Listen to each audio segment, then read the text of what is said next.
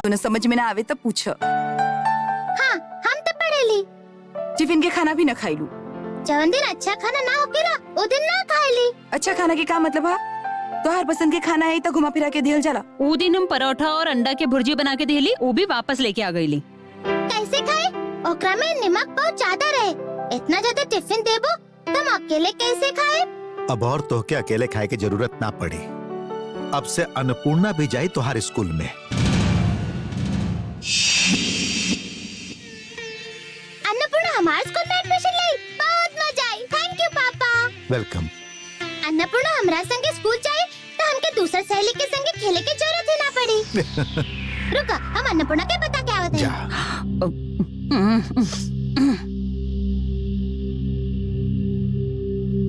Thank you. तुझे एगो बात कहले रहू, यही से हमें डिसीजन ले पहली। हम कहा ले रही? तू कहले रहू ना कि एगो अनपढ़ लड़की घर में बिया तो तू ओकरा के बर्दाश्त नहीं कर पावत। एकदम ठीक कहले रहू तू। का कहल जाए आप? यह के अन्नपूर्णा अभी छोट है, लेकिन कबो तो वो बड़ हुई।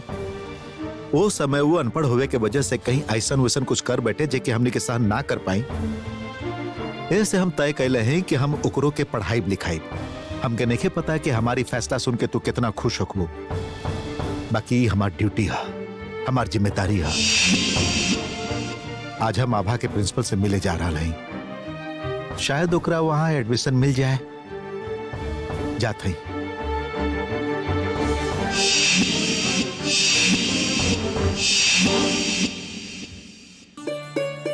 सच में? एकदम सच। पापा अभय तुरंत हमके बतौलन। हमके तुम्हारे स्कूल में भर्ती करे हैं बाबू साहेब। हाँ रे, हम लोग एक संगे स्कूल जाए, एक संगे टिफिन खाए, ओकरा बाद टिफिन टाइम में एक संगे खेला खेला खेला खेला।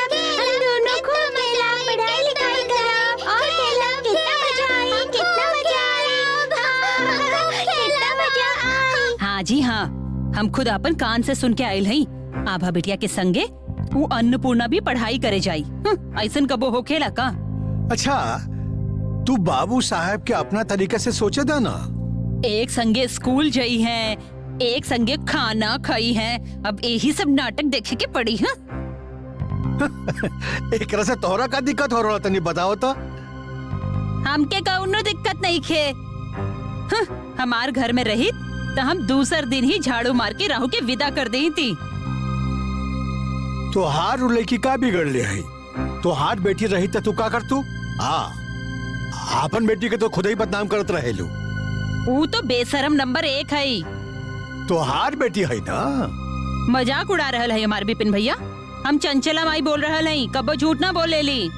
अन्नपूर्णा के संगे आभा बिटिया की दोस्ती ज्यादा दिन तक न टिकी। देखी है, जब वो लड़की के चलते आभा बिटिया पे कौनो आँच आई तब बाबू साहब की आँख खुली। हाँ,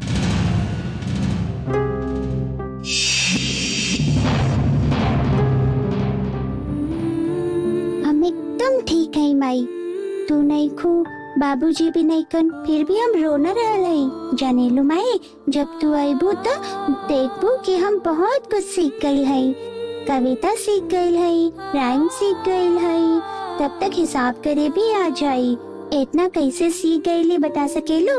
अभी ना बताई, जब तू आईबू तो तोके मालूम पड़ी।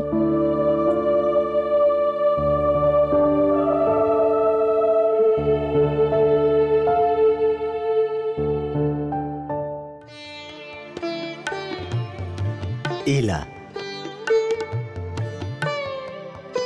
आज से ही पैसा जमा कर शुरू कर दा। काहे भला? वाह, अन्नपूर्णा के पढ़ाई लिखाई ना करवावे क्या?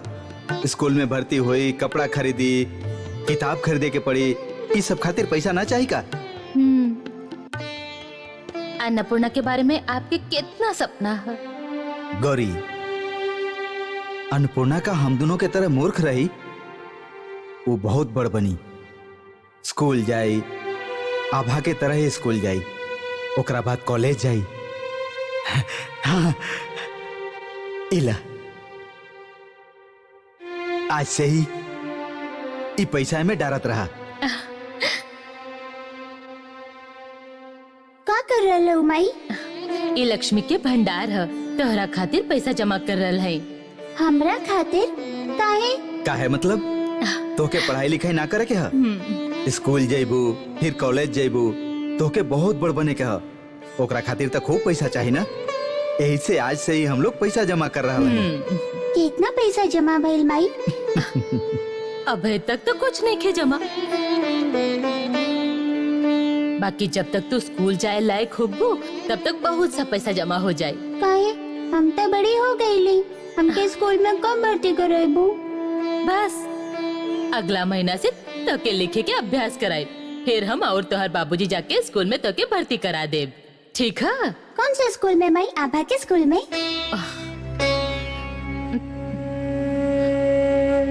वो बड़ लोग के स्कूल है बेटी, हम लोग तोके दूसर स्कूल में भर्ती कराए। हाँ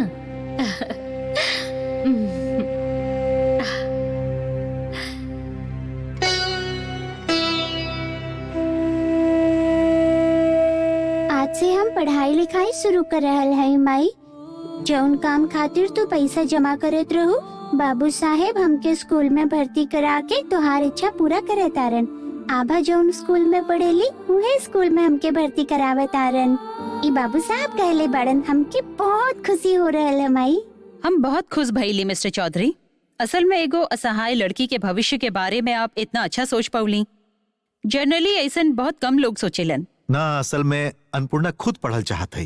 वो बहुत एक्साइटेड भइली जब हम ओकरा के बतैली कि हम कोशिश करत है ओकरा स्कूल में डाले के खातिर। वो बहुत खुश भइल। बहुत अच्छा बात है, हम लोग के ऐसन स्टूडेंट तो चाहिए। और फिर ई लड़की की खातिर कुछ करके हमके लगे कि हमहू समाज खातिर कुछ कैले हैं। बाकी एगो प्रॉब्लम है मिस्टर चौधरी। प्रॉब्लम? कैसन प्रॉब्लम? असल में आप समझ सकत हैं, हम लोग के भी कुछ नियम कानून माने के पड़ेला। यही से कहत हैं कि आपके बेटी के संगे उहे क्लास में हम ओकरा एडमिट ना कर पाई। हाँ, हम समझ सकत हैं कि आप का कहल चाहते हैं। मतलब एडमिशन टेस्ट में? हाँ, एडमिशन टेस्ट तो लेबे के ही पड़ी, और फिर ओकर बेसिक एजुकेशन भी कुछ नहीं खे। यही से सोचत रही कि काउ टेस्ट में पास हो पाई। हाँ, हम समझ सकत हैं। बाकी देखिए, वो बच्ची बहुत उत्साह में है, पढ़ाई करल चाहते, ओकर खुदे बहुत मन बा पढ़े के खातिर। अब यदि हम लोग ओकर इतना सा मदद भी ना कर पाए तो वो हताश हो जाई। मतलब यदि कोनो रास्ता होखे तब? एगो रास्ता है, आप यदि कुछ दिन तक एगो प्राइवेट ट्यूटर रख के कुछ सिखा सकत हैं तो हमके लागता कि यदि वो 1 महीना मन लगा के पढ़ी तो टेस्ट में जरूर पास हो जाए। राइट, ये तो बहुत अच्छा आइडिया है। हम देखा था, हम ओकरा खातिर एगो अच्छा टीचर के बंदोबस्त करब। आपके बहुत बहुत धन्यवाद। नमस्कार। अब हम जाते हैं। बाप रे बाप, ये सब नाटक देख के हमार तो दिमाग फट रहा है। पता नहीं घर में का नाटक चल रहा है। घर के मालिक की बेटी और घर के नौकर की बेटी अब एक ही स्कूल में पढ़ी है। हाँ, ऐसन घटना कब वो भइल है का? वो लड़की के तो गर्दन पकड़ के घर से बाहर कर देवे के चाहत रहे। ओकरा जगह पर सबे अन्नपूर्णा अन्नपूर्णा करके माथा पर उठा के नचावत आरन। और यहाँ पर हमार बेटा भिखारी की तरह चारों ओर भटकत फिर रहा। ओकरा और क्यों आंख उठा के भी ना देख रहा।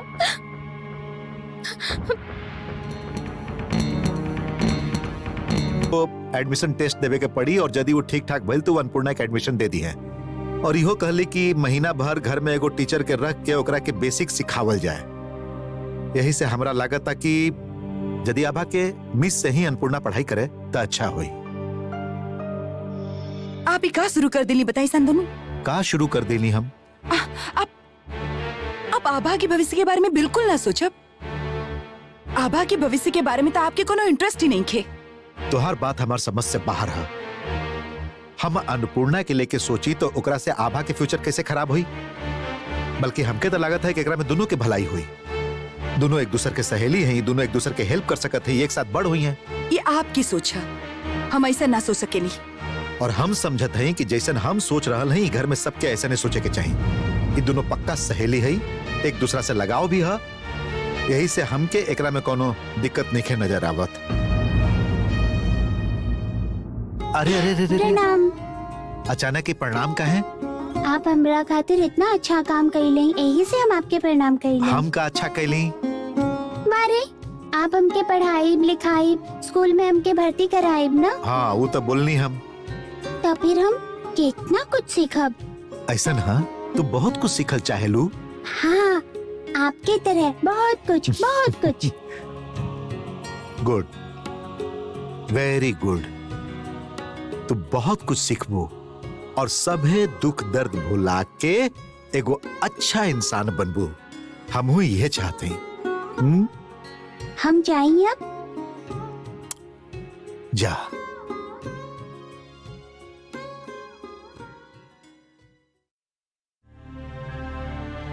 का रीना, तू ऐसे कहे बिहेव कर रहा बड़ू? का दिक्कत बतो के? देखो वो बच्ची कितना खुश होत रहे, कितना कुछ सीखे के चाह बा ओकरा में, पढ़ल लिखल चाहत बिया वो, ओकरा निराश न करके ओकरा उत्साहित करे के चाहिए। रीना, हम नहीं जानत कि तू का सोच रहा हो, बाकी एगो बात हम साफ तौर पे बता दिया चाहते हैं। हम अन्नपूर्णा के लेके जो कुछ सोचली हाँ उहे हुई, और ये हमारा फैसला है।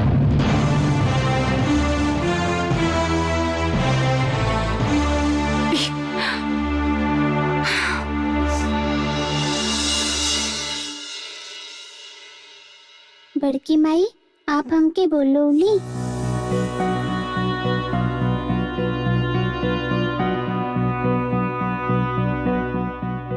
पकड़ा।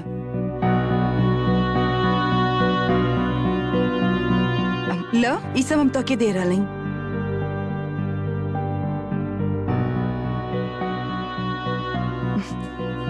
यह पेंसिल बॉक्स, एकरा में पेंसिल, रबर, स्केल ई सब है।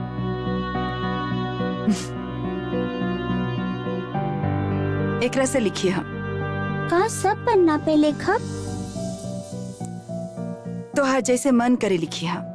बड़की माई, आप इतना सब चीज हमके देली? पढ़ाई लिखाई करे के है तो ये सब चीज लगी। जाके कमरा में रखता। ई देखा तू युवा बाड़ू और हम पूरा घर में तोरा के ढूंढत रही। जाने ला बाबू साहेब, बड़की माई हमके कितना कुछ देले है, कितना किताब, पेंसिल बॉक्स, नोटबुक। अब हम ये सब चीज अपना कमरा में रखाई बाबू साहेब। ना, ये सब का तोहारा, ये तोहार चीज नहीं खे। ये हमार नहीं खे ना, ये सब तोहार ना हा। एहर आवा। ई देखा, ई सब तोहार हा। ई सब कुछ, नया बैग, नया कॉपी, नया किताब, नया कलर पेंसिल, वाटर बोतल, सब नया हा। तू एगो नया क्लास में एडमिशन लेवे जा रहा हो ना, वहाँ नया सिरा से पढ़ाई लिखाई सीखबू, यही से सब कुछ नया हा। हमें आभा के दिखा के लाई बाबू साहेब। जा। रीना, तो के का हो गिल हा? फटल पुरान किताब कॉपी जेके सब पुरान हा। ई देखा, ई पेंसिल बॉक्स यू बच्ची के देवे जात रहो तू। हम लोग के पास का इतना पैसा नहीं है कि कुछ रुपया खर्चा करके उस छोट से लड़की खातिर किताब कॉपी ला कर दे सकी? बतावा। हाँ, इतना पैसा के कभी हम लोग के कि ओकरा तनिक सा खुशी ना दे सकेली? बतावा। ना दे सकेली, हमरा खातिर संभव नहीं खे। संभव नहीं खे? आपके खातिर हम बहुत कॉम्प्रोमाइज कर चुकली शांतनु, बाकी अब हमरा से ना हो रहा। हम सच कह रही, हमरा सब ना हुई। ओकरा देखते हमके राजा की याद आ चला। वो दिन की पूरा घटना मरा के सामने नाचे लागिला। हमके लागिला कि जैसे राजा ऊपर से हमके देख रहा, वो हमरा से घृणा कर रहा। वो आपके बहुत प्यारी हुई शांतनु, बाकी अब हम ओकरा बिल्कुल सहन ना कर पाई, कौनो सूरत में ना।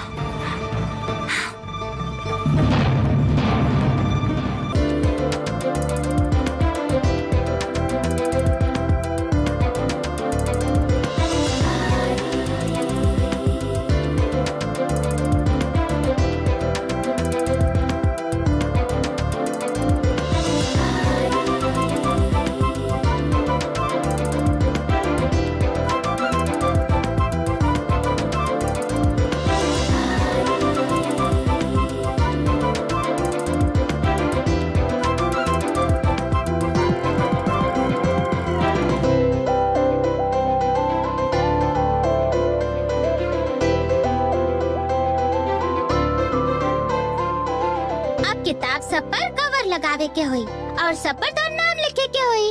किताब पर हमार नाम लिखे के हुई। हाँ बाबा, ना तो कोनो दूसर के किताबें मिक्स हो जाए ना। बाकी कवर के लगाई आभा? हमार तो सब कुछ फुआ कर दे पेली, तोहार भी कर दी है। Jingle bell jingle all the way. Oh, what want it is to ride in a one horse open sledge. Very good. अरे बाप रे, हमके बहुत डर लागत रहे। काहे? सब तो करेक्ट है, कोनो मिस्टेक नहीं की। यदि गलत हो जाए, हमार तो हाथ पे ठंडा हो गल रहे। लन्ना पूर्णा, अब तू बतावा। अच्छा, सबसे अच्छा होई कि तू देख के पढ़ा। देख के पढ़ लेबू तो बाद में याद करे में कोनो दिक्कत ना हुई। ले पढ़। Twinkle, twinkle, little star, how I wonder. ना हो रहा। स्पेलिंग ठीक से देखा। बोला, फिर से बोला। How I wonder. ना हो रहा। हमरा संगे बोला। पहले हम पढ़े थे, फिर तो हमरा संगे बोला, ठीक है? Twinkle, twinkle, little star. Twinkle, twinkle, little star, How I wonder what you are. how I wonder what you are. Up above the world so high, Up above the world so high, like a diamond in the sky. like a diamond in the sky. हाँ, अब देख के तो खुद पढ़ा। अब तो पढ़ पाईबू। बोला। Twinkle, twinkle, little star, how I wonder ओ, फिर से वही जगह पर आके गलती करत हूँ। अंग्रेजी बोले ले इतना आसान है? अंग्रेजी सीखे में तो एक पूरा जन्म निकल जाए, समझ लो। मोर के पंख लगवला से यदि कौवा मोर बन जाए तो फिर कौनो चिंता ही न रहित ना। हाँ।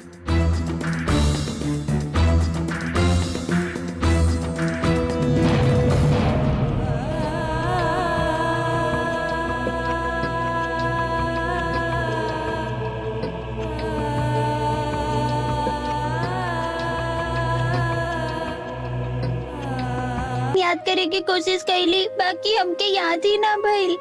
तू तो ऐसे करा लो जैसे कि फेल हो गए लो। ये फेल वाला ही बात हो ना। हम बाबू साहब के सामने कैसे जाए, माई के कैसे बताई कि हमके बहुत कुछ आवेला। हम तो कुछ भी नहीं सीख पा रहे हई। एला, इतना रोई भी तो तोहर सगरे काजर फैल जाई। एक ही बार में क्यों सब कुछ सीख ले बिला का? एगो कहावत है ना, करत करत अभ्यास थी जड़मती होत सुजान। एक बार में ना भेल तो इतना तू के का हो रहलो? दोबारा कोशिश कर, तू जरूर सीख जाइबू। हाँ, ठीक है।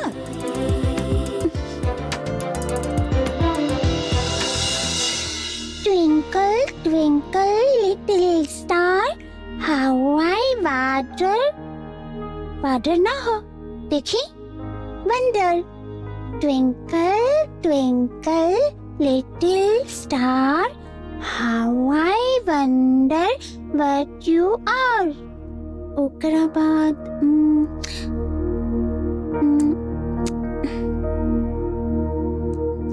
Up above the world so high. का पढ़ाई करत हूँ? पोयम पढ़ रहे हैं बाबू साहेब। हमरा ये पोयम कौनो भी तरह से याद ना हो रहा। अच्छा, त कैसन लागत हो तोके? मैडम जब पढ़त रही तब सुनने में बहुत अच्छा लागत रहे, बाकी जब हम पढ़ रहे हैं तब तक वैसे न लग रहा है। ऐसन हा? अच्छा, का हम एक बार पढ़ के देखी हूँ कविता? देखी तुहार मिस के जैसन होला कि ना? बोली? कौन सा कविता पढ़त रहो? Twinkle twinkle little star. Twinkle twinkle little star. हम कहें twinkle twinkle little star, how I wonder what you are, up above the world so high, like a diamond in the sky. ठीक लागल? बहुत अच्छा रहे बाबू साहेब, मैडम से भी अच्छा। कितना सुंदर तरह से सुनवली आप। आपके का ये पोएम आवेला? हम थोड़ी का बहुत जाने ली। अब हम और तुम मिलके एक साथ पढ़त हैं कविता। ठीक है? 1 2 3। Twinkle, twinkle, little star, how I wonder what you are. Up above the world so high, like a diamond in the sky. Very good. ये भइल ना अच्छा? अब हमके एकदम याद रही, कब्बो ना बुलाई। अब हम जैसन बतैली, जौन वर्ड जैसन बतैली, वो याद रखी हा। ऐसे याद करबू तो देखिए तू जल्दी सीख जेबू। ठीक है ना? और अब से जब तू पढ़े बैठबू तब दूसर कोनो तरफ ध्यान मत दिया, पूरा तरह मन लगा के पढ़े के होई। और यदि कबो लागे कि तोहके समझ में ना आ रहा, जैसे मैथ ना समझ में आ रहा, कोनो शब्द के मतलब न समझ में आ रहा, तब बिल्कुल रोवे धोवे मत बैठ जी हा, किताब मत रख दी हा, तू तुरंत हमरा पास आ जाइहा। और यदि हम ना रही तो तू फिर से पढ़े बैठ जी हा। कोशिश करिहा ओकरा अच्छा तरह समझे के, हार मत मान लिहा। ठीक है ना? फिर से कोशिश करब तो आ जाई। जरूर कर पैबू, खाली हमार बात पे ध्यान दिहा। हम जे कहीं ओकरा याद रखिया, देखिया तो के सब याद आ जाई। अब हम जाई।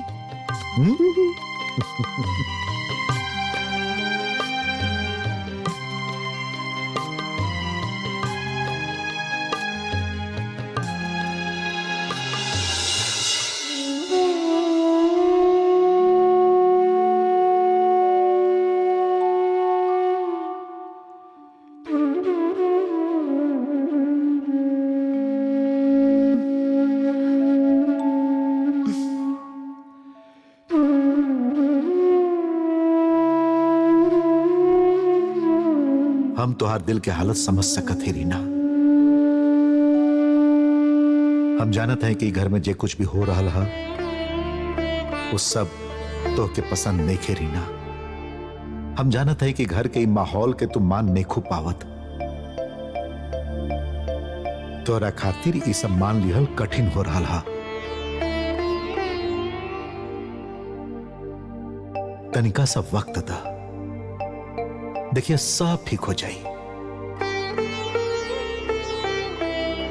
इतना सभी घटनाएं घट जाए के बाद हम जानत हैं कि तोहरा और हमरा बीच में एगो दूरी पैदा हो गई हा। बाकी देखिए सब ठीक हो जाए, तनिका सब वक्त था। चल खाना खाए जाए। हम खाना खा ले हैं। नहीं खू खैले, दीदी हमके बतैली तू खाना नहीं खू खैले। दीदी के नहीं खे मालूम, आभा के कमरा में रही, हम खा ले हैं। हम जानत है कि तू हमरा से नाराज हो। डिनर के वक्त हम पहुंच ना पैली, हम लेट हो गए रही। सही कहली ना? आई एम सॉरी, आगे से कबो लेट ना हो खब।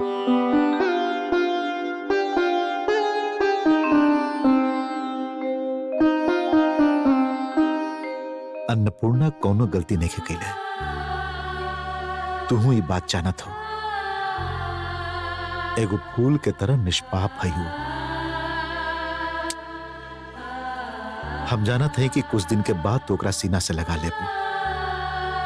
तोरा के हम अच्छा तरह से जानत है रीना, इतना साल से हम तोके देखत है, हम तोके जानत है। इन नाराज होके एगो दीवार खड़ा कइल दुगो बच्चा के बीच में इ थोड़ी का देरी खातिर रहा। हम जानत है कि तू ही जानत हो कि आभा और अन्नपूर्णा के बीच दीवार खड़ा कइल सही ना हा। हम तोके पहचाने ली।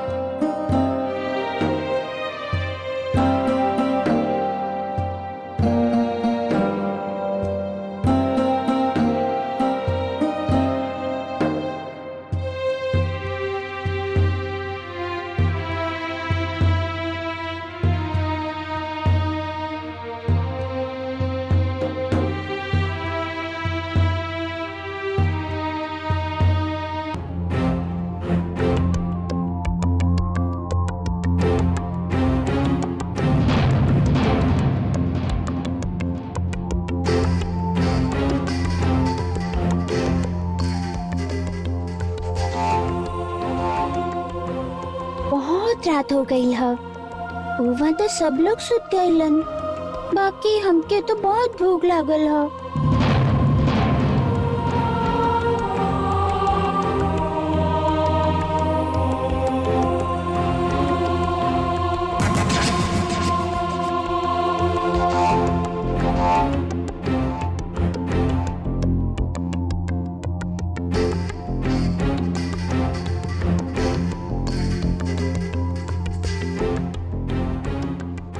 कुछ खाए के भी नहीं खे।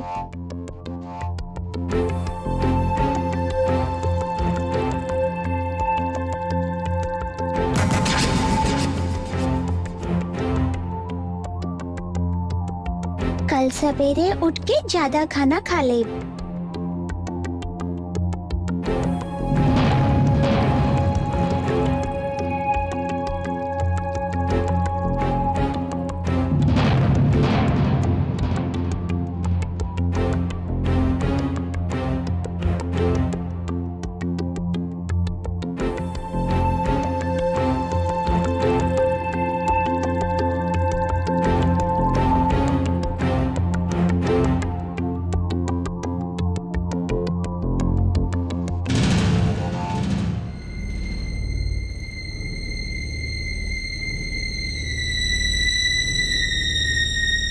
इतना देरी से सुतेली ई छोट सी शैतान लड़की बनेली तो ऐसे कि जैसे एकरा के दिन दुनिया के कुछ भी पता ही नहीं थे।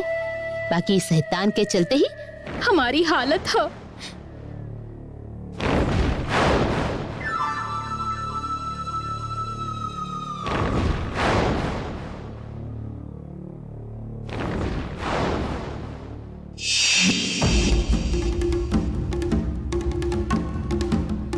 स्कूल जाई और हमार बेटा मूर्ख बन के घर पर बैठल रही। ई ना होखे दे। हमार पति के भी ये लड़की भगौले है। एकरा के हम कौनो भी हाल में ना छोड़।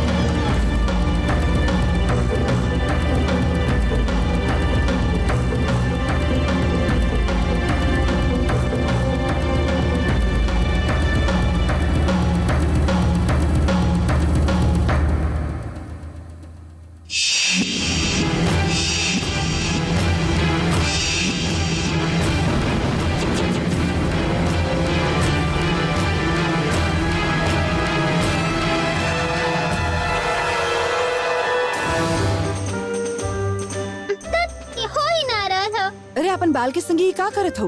देखो ना, कंघी ना कर पा रहा है। ए हरावा हम कंगी कर देत हई। आवा बैठे ही वहां पर। उफ, का हालत हो गई है। कब शैम्पू कैले रहू? पिछला संडे के तक कैले रही। माथा में डैंड्रफ, गंदगी, जेकरा संगे रात दिन खेलल करेलू, ओकरा से तब माथा में जुआ भी पड़ जाई। केकर माथा से माई? अन्नपूर्णा के? इतना दिन तक तो खाली खेलत रहू, अब तो पढ़ाई भी संगे ही कर रहल हूँ। शांतनु का कल चाहेलन का मालूम। ऐसन कबो होखेला? तेल और पानी कबो ना मिलेला। अन्नपूर्णा के संगे हमार दोस्ती ना हो ई कह रहल हो? तो भी बहुत छोट हुआ भा, इस सब तो हर समझ में ना आई। बाकी अन्नपूर्णा तो बहुत अच्छी लड़की है माई। अन्नपूर्णा तोरा से प्यार करेली, पापा से प्यार करेली, सबे से प्यार करेली। हम जाने लिए आभा, बाकी फिर भी काम वाली के लड़की की तू कितना भी आपन बनाव, बाकी एगो लक्ष्मण रेखा तो खींचे के ही चाहिए। जे तो के देव ओकरो देवे के पड़ी कैसे हो सकेला? तो कहा कह रहला हो? हमके समझ में ना आ रहला। हम कहली ना कि तू अभी बहुत छोटी हो, इस सब तो के समझ में ना आई। एक संगे खेल रहल हो, पढ़ाई भी कर रहल हो, ठीक है, ज्यादा दोस्ती ठीक नहीं खे। बाकी हमार तो अन्नपूर्णा से ही ज्यादा दोस्ती हो गई ला मम्मी। अब का होई?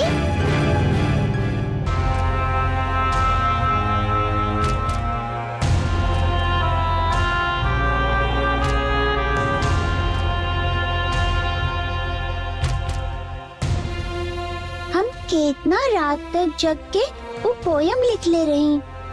अब हम मैडम के का दिखाई।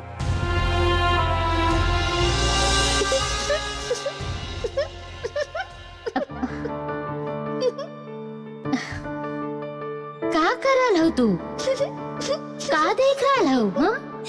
एगो चीटी है। फिर से तू चीटी के पीछे पड़ गई लो? देखा ना कितना मजा आ रहा है। हमारा भाई वह दुनिया भर के काम पड़ेला बेटी, चीटी के मजा तू ही देखा। देखो ना एक बार आके।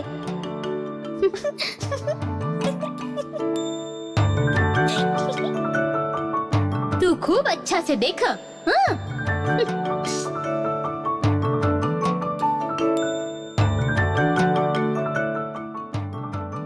कैसन हो देख ना सकेलो? चीनी के छोट सा दाना लेके चींटी कैसे जा रहा है। चीनी गिर जा रहा है, फिर से ओकरा ले जाए खातर उठा रहा है। का जरूरत है चींटी के इतना मेहनत करे के? ये तो बात है, का जरूरत है इतना मेहनत करे के? ये चीटी सब ऐसे नहीं होखेली बेटी। जब ये लोग कोनो काम कल शुरू करेली तो ओकरा खत्म कैले बिना ना रुकेली। आयल समझ में? इतनी सी चीटी यदि काम कर सकेली तो हम काहे न कर पाए। हम फिर से नया कॉपी में लिखब।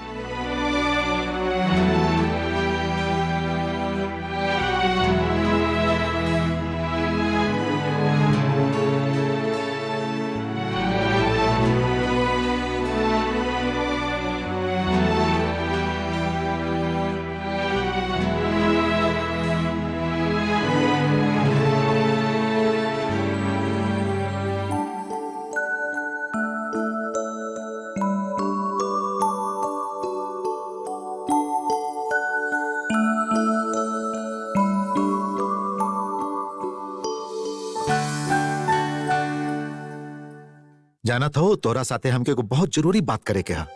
बात? कौन सा बात करे के है पापा? बात ये हा कि देखा अब से अन्नपूर्णा तोरा साथे स्कूल जाई। कब से पापा? कल से? काल ना, पहले वो घर में कुछ पढ़ ली ओकरा बाद जाई। वो तो कबो स्कूल नहीं गई ना, ओकरा स्कूल के नियम कायदा भी सीखे को हुई। वो सब हम सिखा दे। हाँ तो कहीं तो सब सिखावे के हुई। तू ओकरा के ऐसे संभलबू जैसे कि तुहार आपन बहन होखे। यदि अन्नपूर्णा तुहार आपन बहन होती तो जौन तरह तू ओकर ध्यान रखतू, जौन तरह से ओकरा सिखाई तू, जौन तरह से ओकरा समझाई तू, और ए तरह से ओकर ध्यान रखतू जेकरा से कि टीचर ओकरा ना डांटे, ध्यान रखतू ना, ठीक वैसे ही तोरा ध्यान रखे के हा। ठीक है। हम तो ओकरा अपन बहन जैसे नहीं प्यार करेली, बाकी मम्मी ऐसे काहे कहेली? का कहेली माई? माई कहेली कि ओकरा में और हमरा में बहुत अंतर है। वो और हम अलग हैं। हम अन्नपूर्णा के संगे जाते दोस्ती ना करी। आभा चला, स्कूल खातिर देरी हो जाई, जा तैयार हो जा। दीदिया का हो रहा सब?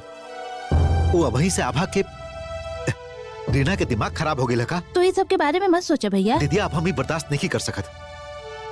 कितना बार हम उनका के समझेनी।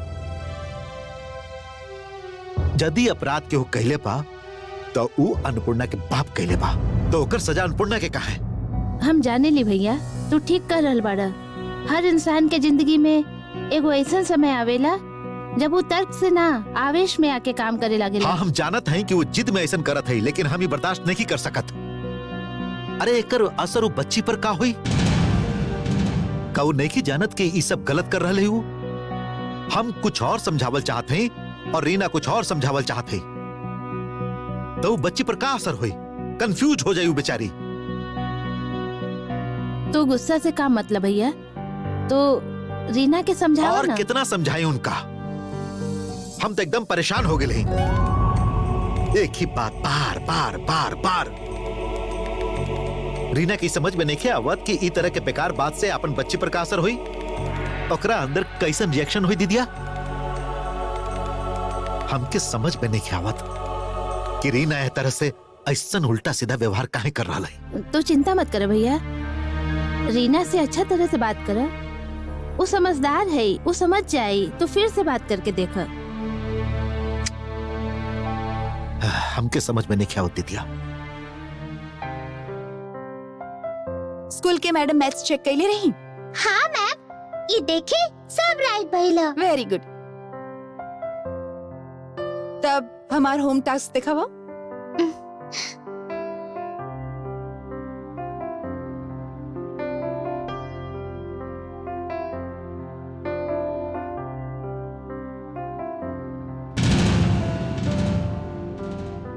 अन्नपूर्णा, अब तू भी अपन होम टास्क दिखावा। अच्छा, पहले तू पोएम सुना दे। देखी याद भइल की ना? ट्विंकल ट्विंकल लिटिल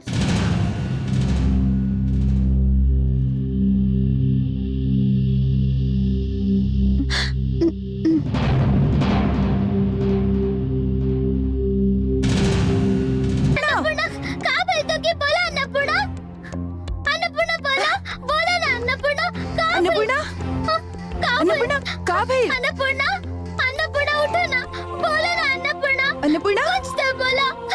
पूर्णा, उठो ना अन्नपूर्णा, अन्नपूर्णा, अन्नपूर्णा, अन्नपूर्णा। अन्नपूर्णा। का का भइल भइल? मैडम? अरे पोएम याद भइल की ना पूछ रही थी, अचानक बेहोश हो गई। ओहे भइल, आप पोएम सुनावे कहली ना। जरूरी लड़की पोएम याद ना कैले हुई और अब बेहोश होके के नाटक कर रहा है। सब एकर एक्टिंग हो। कान पकड़ के एकरा के बैठा दही ना, देखा सब ठीक हो जाई। ना चाची, अन्नपूर्णा कुछ बीमार लागत रही। छोड़ तू, ई सब लड़की के नाटक है, समझ लो। जरूर मैडम के होम टास्क ना कैले हुई, यही से अब ही बेहोश होके के नाटक कर रहा है। देखा देखा देखा, एकर नाटक तो देखा, आँख फाड़ फाड़ के देख रहा है। एकर बाबू साहब के तो मालूम नहीं थे ना कि ये का चीज है। बेकार में वो बंजर जमीन पर बीज बो रहल बाड़न। ई देखा, अब ठीक लग रहा है ना अन्नपूर्णा? ना ना ना ना, तू अभी मत उठा, थोड़ी का देरी और सुतल रहा। हम होम टास्क ना दिखाए। कैसे देखेबू बेटी? तू होम टास्क कैले होगबू तबे तो देखेबू। तो के तो बहुत ज्यादा एक्टिंग आवेला। ये देखी मिस, ये देखी, ये सब होम टास्क कर लेले है। देखिए, ये पूरा 5 बार पोएम लिखले है। हम पूरा पोएम याद कर ले हैं मैडम। हम ओकरा 5 बार कॉपी में लिख ले हैं। बहुत अच्छी लड़की है अन्नपूर्णा, गुड गर्ल।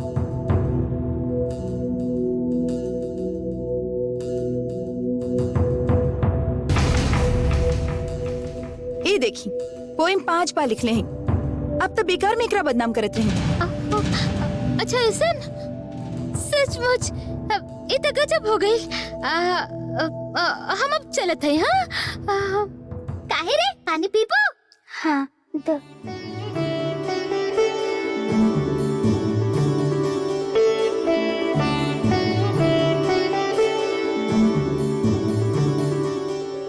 अब बतावा अन्नपूर्णा, अचानक तो के चक्कर काहे आ गेल रहे? कल से हम कुछ ना खइले हैं मैडम।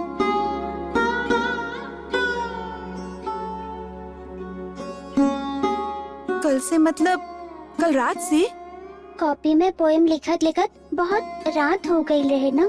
5 बार लिखे में तो इतना समय ना लगे कि चाहत रहे।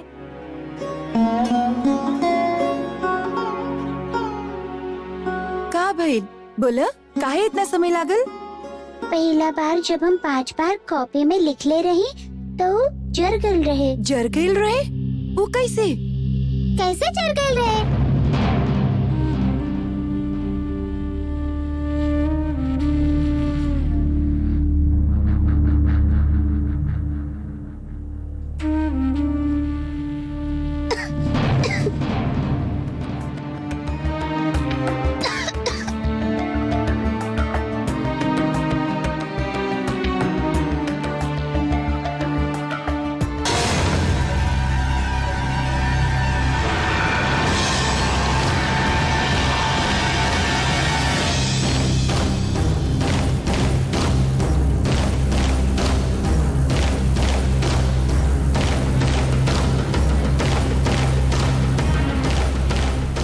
बहुत रात तक लिखला के बाद कॉपी अलमारी के ऊपर रखते ही ले रही।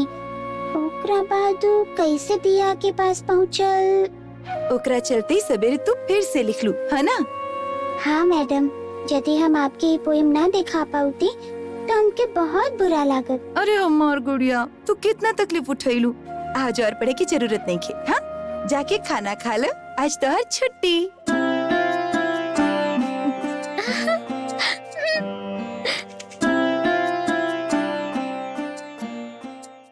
आवा आवा, तोहरा से जरूरी बात करे के रहे। पढ़ावल खत्म हो गई? हाँ। अच्छा, आबा ठीक से पढ़ रहा है?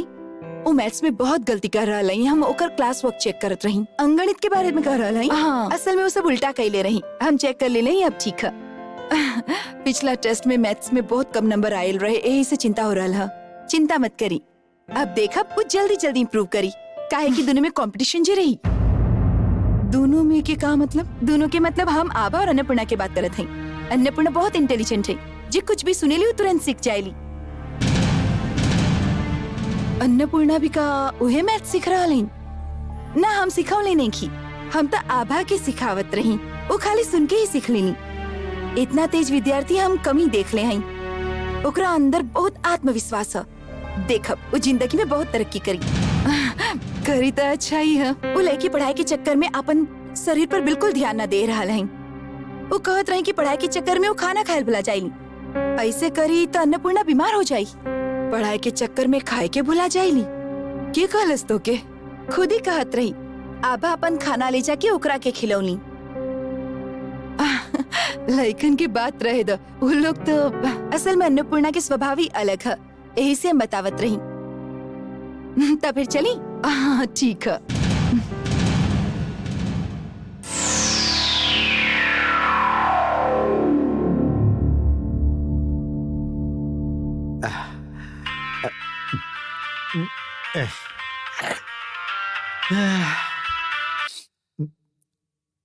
हाँ बका, आप जल्दी घरे लौट सके ओकरा खातिर हम एगो प्लान बनौले रही, जाने ली?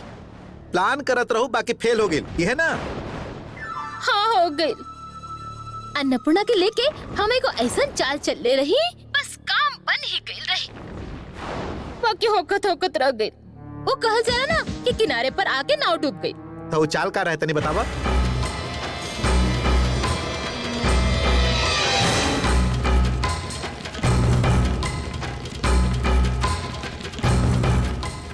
अरे हट, तुम्हार दिमाग रहे ना, वो तो फेल होइबे करी। सुना हमके घर में वापस आवे दा, फिर हम देखत है उस शैतान लड़की के कैसे सीधा करे कहा वो हम दिखाई। ये तो समझेली कि जब आप एक घर में वापस आ जाए तो सगरे समस्या के समाधान हो जाए। यही से आपके युवा वापस तो आवे के ही पड़ी। आप लौट आई एकरा खातिर कोनो उपाय ढूंढे के पड़ी ना। सुना ये सब तोहार बस के बात नहीं है। अब जे कुछ भी करे के होई वो हम ही करब।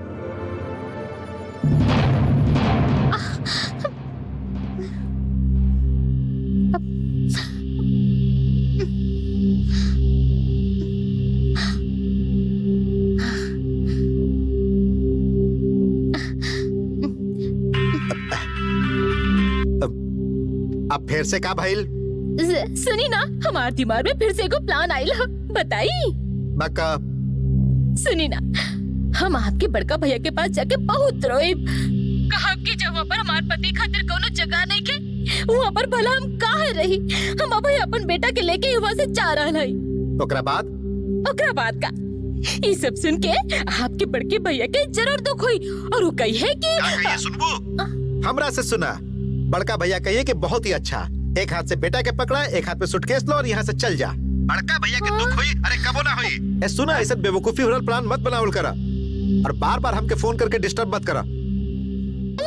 ना तो हम सब खा जाए। Twinkle twinkle little star how I wonder. तो पोएम याद कर रहा हो? हाँ, तब तो हम एकदम ठीक सुनवले रही। अब काहे ना बोल पा रहा है? अरे बाप रे बाप रे बाप, ई तो अंगूरी पकड़ के पहुंचा पकड़े लगली। के दिले सिखाना? हम ही दिले हैं भौजी। ओकर हाथ गंदा, कपड़ा गंदा और हमार बेटी की संगे एक ही प्लेट में खा रहा है। ये सब का हो रहा है चंचला? हम का करी बोली ना, हम का इतना बेवकूफ है जे दोनों के एक ही प्लेट में खाना दे, वो भी चुड़ैल के संगे। हम आभा खातिर कुछ आलू के परोठा बनौले रही और दिले रही, बाकी आभा बिटिया ही तो अन्नपूर्णा के बुला लेली, कहत रही कि वो कल रात से कुछ नहीं की खैले। काहे खाना काहे ना खैली? ये हम का जाने। अरे वो है आभा बिटिया के बतौली जैसे कि अच्छा अच्छा चीज खाए के मिले। आभा बिटिया के और बाबू साहेब के तो अपन वश में कर ले है ना। अरे बाप रे, देखा कैसे बैठल है बिछौना पर टांग पसार के, लागता जैसे ही घर की मालकिन है। Twinkle twinkle. अब छोड़ो ना, पहले खा लो फिर खेलब ना। ना, पहले हम पोएम याद कर लें, फिर खेले चलब। तो फिर तो बैठ के पोएम याद कर ला, तब तक हम बोनी के संगे खेलत हैं। हाँ, यही करो, हमके तो ये पोएम याद करेगे ही पड़ी। ठीक है। Twinkle twinkle little star, how I wonder.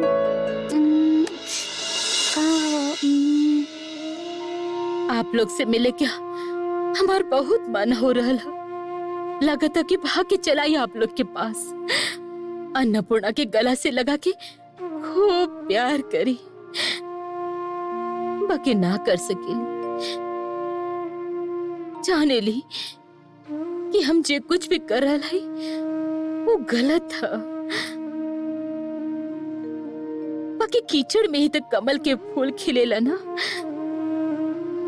देखब एक न एक दिन हमार उम्मीद जरूर पूरा होई। हम अब बहुत पैसा जमा कर चुकल हैं, बाकी के पैसा जमा हो जाए तो हम आपके तुरंत छुड़ा ले।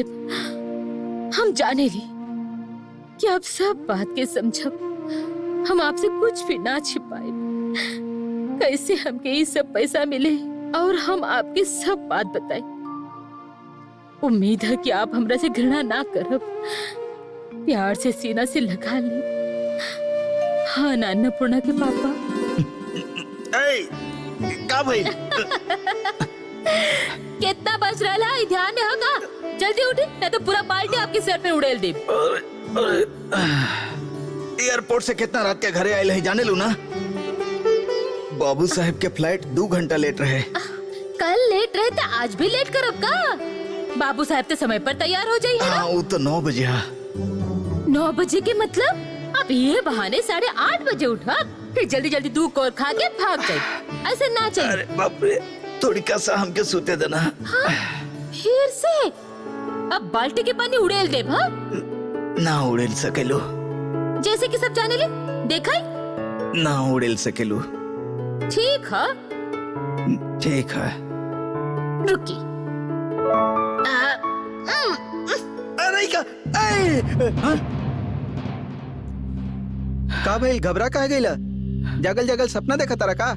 हाँ भैया, सपना देखत रही।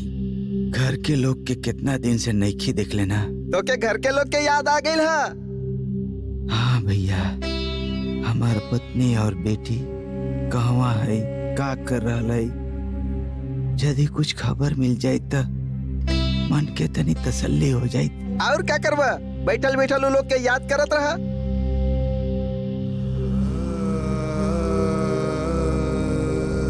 तो लोग के कितना दिन से नहीं देख ले। तो लोग के देखे के बहुत मन कर रहा। आज हमार मन भर आइला।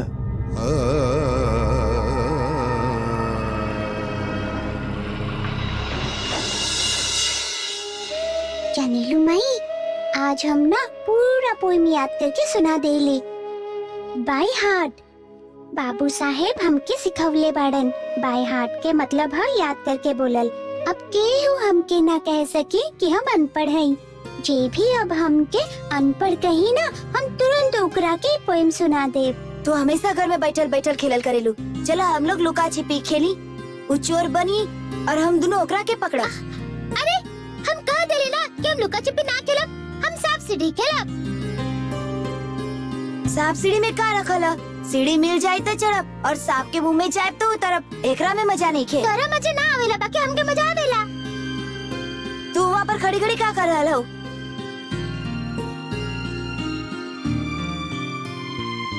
हम जे पढ़ाई लिखाई सीखत हई उहे माई के बतावत रही। माई के मतलब कहाँ है तोहार माई? माई कहले है कि दिया के सामने खड़ा होके हम जे कुछ भी कहब हमार बाबूजी के उहे सुनाई दे। हट, ऐसा होखेला का? काहे ना होखेला?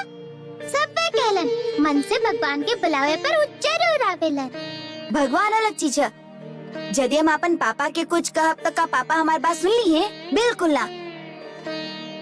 पापा अचानक कहवा खो गइलन। बहुत दिन हो गए, हमार मन यही से बहुत दुखी है। मन उदास मत करो, तुहार पापा जरूर वापस आ जाई हैं। वो वापस आ जाई हैं? हाँ, जरूर वापस आई हैं। देखी, अरे अरे अरे ये सब का हो रहा है? अन्ना ना आपके हम नहीं कहा। अरे अरे अन्ना ना हम बाद में फोन करा थे। हाँ हाँ बतावा थे ना। अरे अरे अरे अरे का हो रहा है सब? देखा ऐसे चक्कर लगाई बू तक चक्कर खा के गिर पड़ बू। अच्छा बतावा कि हल्ला गुल्ला काहे हो रहा? देखा ना, ये अपन रबड़ घुमा देले, अब हमार मांग रहा है। नो, ये हमार रबड़ छिपा देले है। तू तो ओकरा घुमा देले रहो, वो तो हम देख ले। एक मिनट हम देखा थे। रबड़ मिल गई ना तो दे दा। अब हो गई ना। अब तू दोनों के साथ हमरा एगो इम्पोर्टेंट बात करे क्या? चला हम लोग वहां बैठ के बात करते हैं। चला चला चला चला चला। बतावा कि आज तू लोग का पढ़ाई कैलू? आज हम एगो नया पोएम सीख ले आई, सुनाई? हाँ बोला। बा बा black ship, have you any wool? Yes sir, 3 bags full. One for my master, one for my dame, and one for my little boy who lives down the lane. Very good, बहुत अच्छा। अब तू का सीख लू? हम भी miss से बहुत सा मैथ सीख ले हैं। 5 गो सेंटेंस बनौले हैं, 4 गो एकदम ठीक रहे। अब तू दोनों के बीच में एगो कंपटीशन हुई। अब तू दोनों के एक एक कविता सुनावे के हुई, और जे भी उ कविता के एकदम ठीक ठाक पूरा तरह से सुना पाई ओकरा हम देव एगो प्राइज। कौन सा पोएम बाबू साहेब? कोनो भी कविता, पर ओकरा एक ही सांस में बतावे के होई और वो बिल्कुल सही तरीका से, तबे प्राइज मिली। का प्राइज देबा? ठीक है, तू लोग जे मंगबू उहे मिली। हम जे मांगब उहे देब। हाँ, जे मंगबू उहे मिली।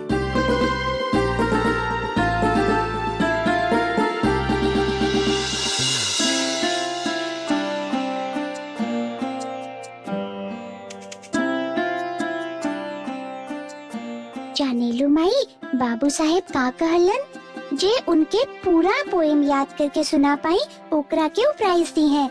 का प्राइज दी है जानेलू? वो जे मांगी उहे मिली। हाँ ना मजा, हम सबसे पहले याद करके सुना दे। और का मांगू जानेलू? ना बता पाइलू ना? ठीक है, हम तुमके कान में चुपके से बता देते हैं।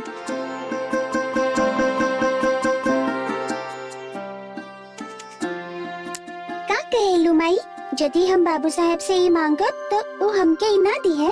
बाबू साहब तो कहले बाड़न कि जे फर्स्ट आई वो उनका से जे मांगी उहे मिले। एकर मतलब हम जे कुछ भी मांगब उहे दी है ना। वो गांव के तरफ एगो जमीन खरीद ले रही, सोचते हैं ओकरा बेच दी। बेचे के ही रहे तो खरीदला काहे? न वो समय हम सोचले रहे कि इतना मजदूर वगैरह आवेलन बाहर से, उनका रहे खातिर यदि कोनो इंतजाम हो जाए तो। हमके याद है, एकदम गलती ना हुई। अरे अन्नपूर्णा, का याद है तोहके? बाप रे, अन्नपूर्णा तो आज खुशी से झूम रहल बाड़ी। हम पूरा पोएम याद कर ले हई। अब हम पूरा पोएम एक ही सांस में बोल सकत हई। वाह, फिर सुनावा वो पूरा कविता। यदि हम पूरा पोएम सुनाई तब का देव याद है ना? याद है। आप कहले रही कि जे फर्स्ट आई वो जे मांगी ओकरा के मिली। ठीक है, हम तो प्रॉमिस कैले हैं। हम समझ गए नहीं कि तू का मंगबू। का देव बताई?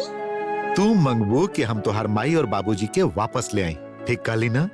हमार माई बाबूजी तो बाड़न। तोहार माई बाबूजी बाड़न? कहवा? ई बाड़न बाबू साहेब। हमार माई कहले रही कि बाबू साहेब तुहार पिता समान बाड़न, और बड़की माई माई की तरह है। ठीक है न पुआ? हाँ बेटा, ई तो है, एकदम ठीक है।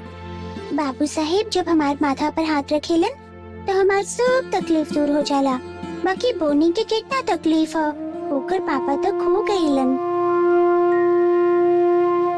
अब बोनी के पापा के ले आई न बाबू साहेब। हमार बाबूजी के बदले बाबू साहेब बाड़न। माई के बदले बड़की माई भी हुई, हमके कौनो तकलीफ नहीं के। बाकी पापा के ना होखला की वजह से बोनी बहुत दुखी है। अब सुनाई पोएम आपके, सुनब?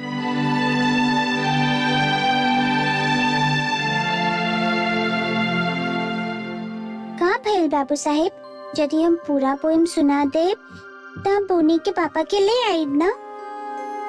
अन्नपूर्णा, और भी बहुत सारा चीज है, वो तू मांगा ना। तू जे मंगबू हम उहे लाते। रिमोट कंट्रोल से उड़े वाला एरोप्लेन जैसे नाभा के पास है, ओकरा अलावा बात करे वाले गुड़िया, तू जे मंगबू हम उ लाते। बात करे वाली गुड़िया मिली तो हमके बहुत खुशी हुई। बाकी बोनी के तो कौनो खुशी ना हुई ना बाबू साहेब। ओकर पापा लौट आई है तभी तो वो खुश हुई ना। ये लड़की तो एकदम दादी माई है। अन्नपूर्णा जे कह रहा ओहे करो ना पापा। चाचा के वापस ले आवा ना प्लीज पापा, ना तो बोनी हम लोग के संगे ना खेली। हम अभी ऑफिस के काम करत हई, तू लोग जा, हम बाद में बात करब। हाँ ठीक कहला, बहुत रात हो गई है, अब तू लोग सोते जा, ठीक है? हम न जाए। बाबू साहेब हाँ काहे न कहतारन, जे हम मंगले हैं वो दी है ना, काहे न बता रहल हैं बाबू साहेब। सुना अन्नपूर्णा, बाबू साहेब इतना ना कहलन कि तुझे मांग रहलू वो ना मिली, नहीं खे ना? बाबू साहेब अभी ऑफिस के काम करत आरन, काम खत्म होखला पर तू जे मंगले हो ओकरा पर सोची है, ठीक है ना? बाबू साहेब तो वादा कइले बाड़न। हाँ ठीक है, बाबू साहेब तो हर बात सुनी है। ओ सुनी है ना, तो हम जाए, जाके बोनी के बता दे कि ओकर पापा वापस लौट आई है। तोरा जाए के जरूरत नहीं है अन्नपूर्णा, बोनी पहले ही सुत गई है, कल सवेरे उठी तो ओकरा खुद पता चल जाई। जा तू दोनों भी जाके अब सुत जा, ठीक है? जा।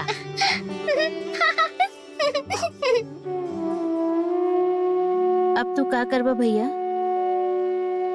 इतना मासूमियत से जे वो बोल के गई है, तू ओकरा नकार भी तो ना सकेला। आपन खुशी से ज्यादा ओकरा दूसर के चिंता है, उनकर खुशी के चिंता। अच्छा भैया, कितना लेकिन बाड़न जे इस तरह से सोच पावेलन? ठीक कह लो दे दिया, तू सुनीता से कह दिया कि सुमित के बुला लेस, वही घर में रह सकेला।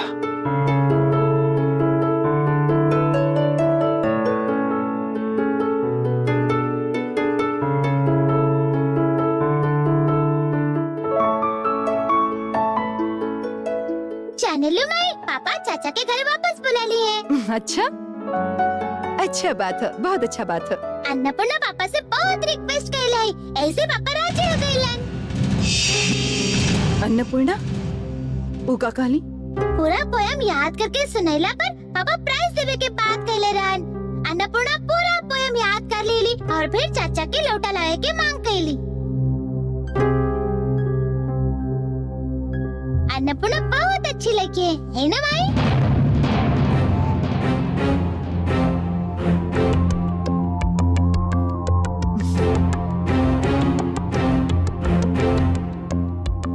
दस बज चुकल है, अब सोच जा। चलो, गुड नाइट। Good night. भौजी, भौजी आपके ये दवाई फ्रिज के ऊपर रखल रहे। अरे हाँ, हम सवेरे खा के एकरा उहे पर छोड़ दिले रही। सब कुछ सुन ली भौजी, इतनी सी लड़की दबाव डाल के काम निकलवा लेहलस। अरे हम लोग चाहे कि इतना भी सीधा साधा काहे न समझी, तू जाने ली कि कौन सा बहाना से कौन सा काम निकलवावे के है। और बाबू साहेब तो ऐसे भी अन्नपूर्णा पर मेहरबान बाड़न, ऐसे वो काम भी निकलवा लेली। उचे कुछ भी कइली, वो बोनी के भलाई खातिर ही कइनी। अच्छा ही था ना ना, ये ओकर दिखावा है, कैसे भी होके बाबू साहेब के वश में करे के है, जैसे कि वही घर में जिंदगी भर राज कर सके। हम तो अपन आधा जिंदगी वहाँ बिता देले हई। अब हमके साफ नजर आ रहल है कि बदमाश लड़की के चलते ई घर में कब्बो शांति न रही भौजी, रह ही ना सकेला। यही से आपके समझा रहल हई भौजी कि अब ही से सावधान हो जा, घर के बागडोर संभार, ना तो ये घर बर्बाद हो जाई। चलो थई, हमार बहुत काम पड़ल ह। ना ना, ये ओकर दिखावा ह। कैसे भी होके बाबू साहेब के वश में करे के ह, जैसे कि वही घर में जिंदगी भर राज कर सके।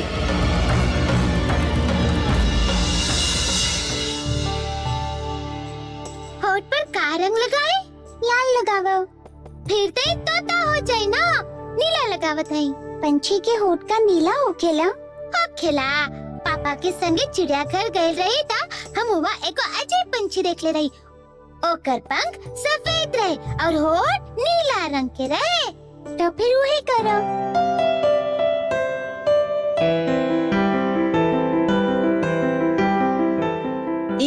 ई कौन सा पंछी है? ई जंगल के नया पंछी है। तू लोग के हो जाए तो हम ड्राइंग करब। हमार पापा आज लौट रहल बाड़न, ऐसे हम बहुत खुश हैं। आज तुम्हारे पापा लौटी है? वाह! तो फिर हम तीनों एक संगे खेलब। हम लोग एक संगे पढ़ाई करब, एक संगे खाएब, एक संगे खेलब। अन्नपूर्णा पापा से कहले ऐसे तो चाचा वापस आ रहल बाड़न। हमार पापा खातिर एकर कहल तो जरूरी रहे। एकरे भलाई के चक्कर में तो बड़का पापा हमार पापा से नाराज हो गइल बाड़न। अन्नपूर्णा के ओकर माई बाबूजी के पास ना पहुंचा पाउलन अंकल। पूरा रात सड़क पर चक्कर कटवाउलन। पहुंचावी तो गल रहन, बाकी जैसे ही बड़का पापा के दिखली तो वैसे हमार पापा के छोड़ के बड़का पापा के गाड़ी में बैठ गईली। एकरे चलते तो हमार पापा के इतना तकलीफ भइल। अपन गलती की तकरा सुधारे के पड़ी ना। एक और बात मत सुना। चलो हम लोग अपन ड्राइंग कर लेते हैं। ला अब तो बना।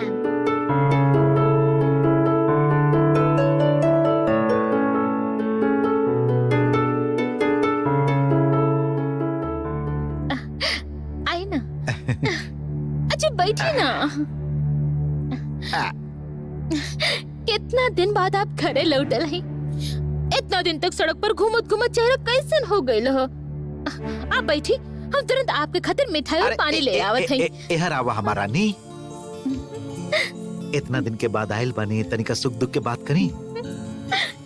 इतना दिन बाद आयल है, थोड़ी कसम मिठाई ना खाई। करब, जरूर करब। ओकरा से पहले तो ई मिठाई के चखली ही। अरे बात कही तो बतावा। भैया भाभी दीदी सब कहवा हुए? अरे दरवाजा से यहाँ तक चल नहीं, लेकिन क्यों दिखाई ना दिहल?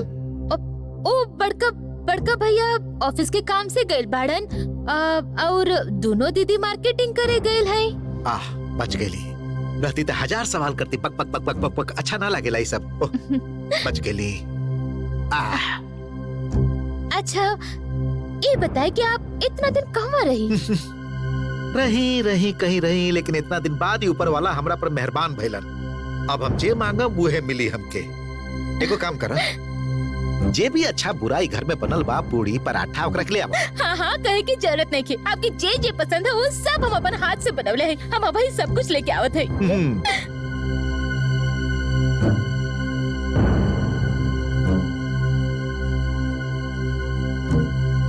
शांतनु चौधरी तो जिंदगी भर वैसे ही बुद्धू के बुद्ध।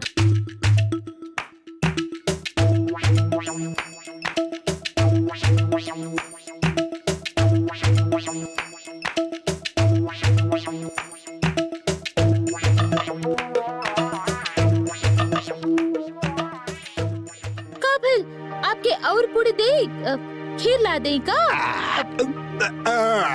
न रहता। बाप रे, कैसे पूरा खाना कब कब उड़ा दिली। हमरा खातिर कुछ भी ना रख ले आप। ओहो एकदम भुला गई। तू बोला ना 2-4 पूड़ी और बनावे के खातिर। ना ना, हम तो ऐसे ही मजाक करत रहे। अरे पूछा मत, वो अन्नपूर्णा के वजह से न तो खाए के नसीब भइल, न सुते के मिलल। ओह पूछा मत, परेशान करके रख दिलस। जाने ली, इवा घर में एगो नया नाटक चालू हो गई। वो लड़की क्या पढ़ावल लिखावल जा रहा है? जी हाँ, ये सब आपके बड़का भैया के मर्जी से हो रहा। बड़का भैया के बात छोड़ा। बड़का भैया बुड़बक हमें कुछ ना समझेलन। बाकी एगो बात हमके समझ में नहीं आवत। हमके इ घर में घुसे देवे के उनकर वो कबो ना टूटे वाला प्रण कैसे टूट गईल? अरे वो एगो अलग कहानी है। हम अपन दिमाग लड़ा के एगो चाल चल देली और अन्नपूर्णा जाके आपके बड़के भैया से कह देली, बस वो तुरंत पिघल गईलन। आपके ही घर में आवे के रास्ता साफ हो गईल। एकर मतलब वो नौकरानी की बेटी के कहे से हम ही घर में वापस अली। जी जी जी जी जी। अंत में ओकरे दया से हमरा घर में वापस लाइल गईल हा। अच्छा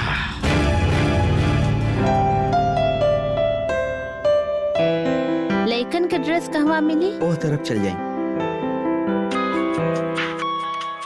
रीना तू अंदर जा, हम आ रहल हई। अच्छा हेलो, हाँ बोला भैया।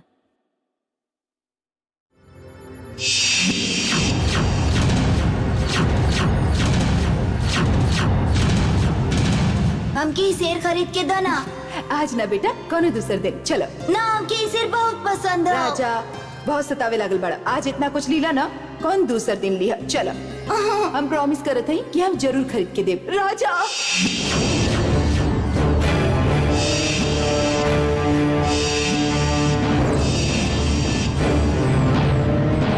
रीना,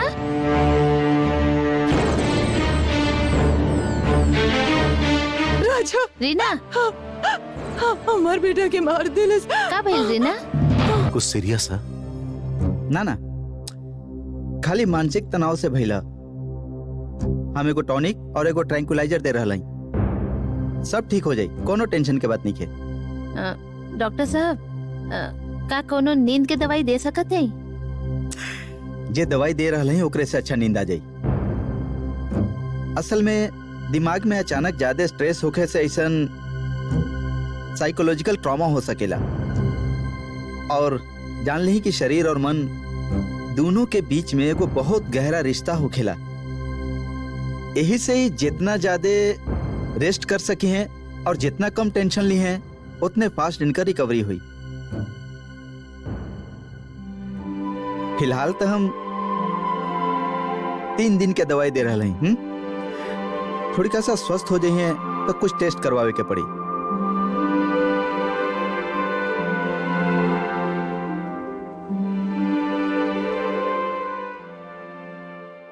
चलत है। हाँ ठीक है।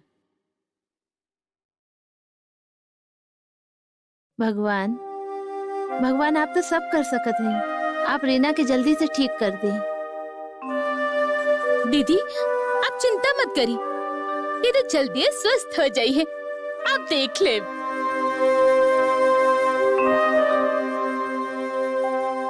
भवति भारत अभ्युत्थानाधर्मस्य तदात्मानं सृजाम्यहं परित्राणाय। तू तो सभी के भला करेला भगवान।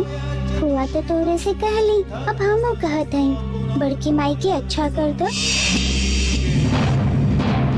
बड़की माई एही तरह आँख मूंद के सुतल रहेली, हमके एकदम अच्छा ना लागेला। आभा के भी खराब लागेला, हमके भी खराब लागेला, घर में सभी के खराब लागेला।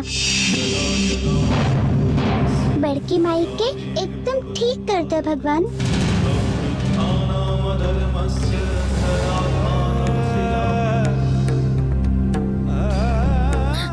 तू हमारे बेटी की रक्षा करी हो भगवान।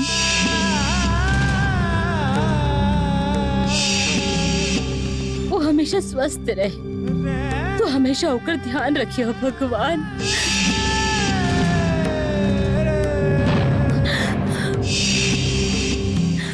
वो सही सलामत रहे, वो सही सलामत रहे।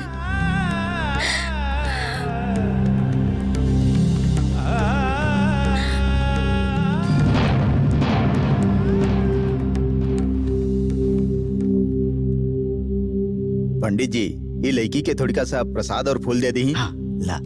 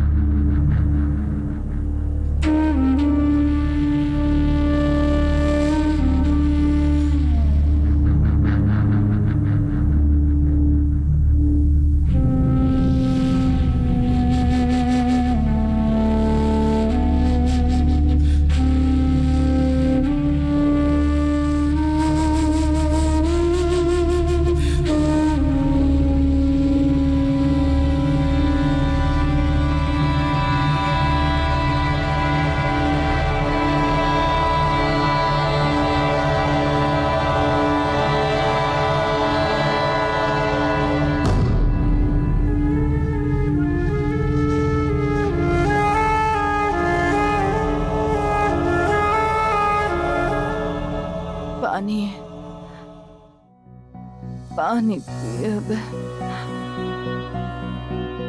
पानी